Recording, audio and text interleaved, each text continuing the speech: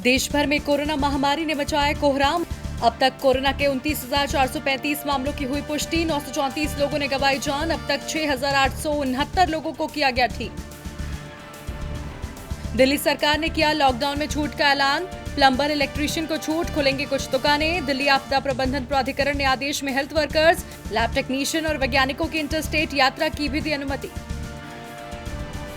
उत्तर प्रदेश सरकार ने छात्रों और अभिभावकों को दी बड़ी राहत। यूपी में सभी बोर्ड के निजी स्कूल इस साल नहीं बढ़ा सकेंगे फीस। मौजूदा हालात के चलते लिया गया फैसला। बसपा मुखिया मायावती की केंद्र को सलाह। कहा, विदेश से चिकित्सा उपकरण मंगाने में बरतें सावधानी। कोरोना वायरस के संक्रमण के बीच चीन से मंगाई गई पीपीई किट्स निकली थी खराब।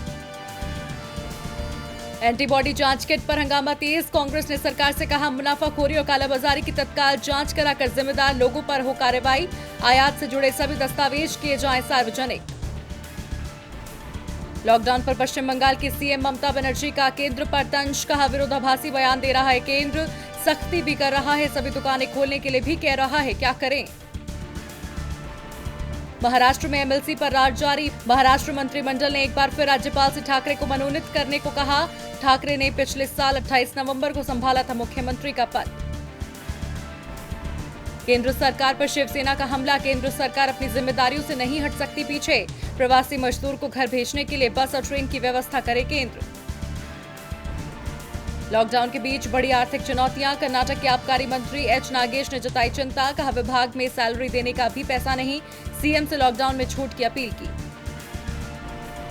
जेएनयू में 2 और 3 मई को रामायण से नेतृत्व के सबक पर होगा ऑनलाइन सेमिनार। शाम 4 बजे से 6 बजे तक आयोजित किया जाएगा सेमिनार। इससे पहले जेएनयू ने कोरोना को लेकर अंतर्राष्ट्रीय वेबिनार का किया था आयोजन।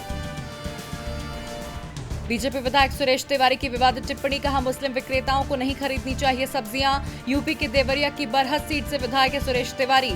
सपा बोली, देशद्रोह का केस हो दर्ज। लॉकडाउन से इकोनॉमी को होगा 10 लाख करोड़ का नुकसान। हर व्यक्ति को औसतन 7,000 रुपए की चोट। रेटिंग एजेंसी क्रिसिल ने भारत की जीडीपी ग्रोथ अनुमान में की भारी कटौती। 1.8% रह सकती है भारत की विकास दर।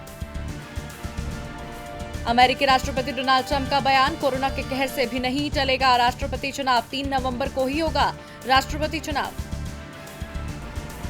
कोरोना वायरस महामारी पर डब्ल्यूएचओ प्रमुख का बड़ा बयान। कहा, कोरोना जाने में लगेगा वक्त। दूसरी बीमारियों का बढ़ा खतरा। कई देशों में अन्य बीमारियों के वैक्सीन की कमी। मैक्स लाइफ इंश्योरेंस में 30% हिस्सेदारी खरीदेगा एक्सिस बैंक। 1600 करोड़ रुपए में होगा अधिग्रहण। सौदे के बाद axis bank max life insurance का बन जाएगा रणनीतिक साझेदार। जल्द हो सकती है सौदे की घोषणा।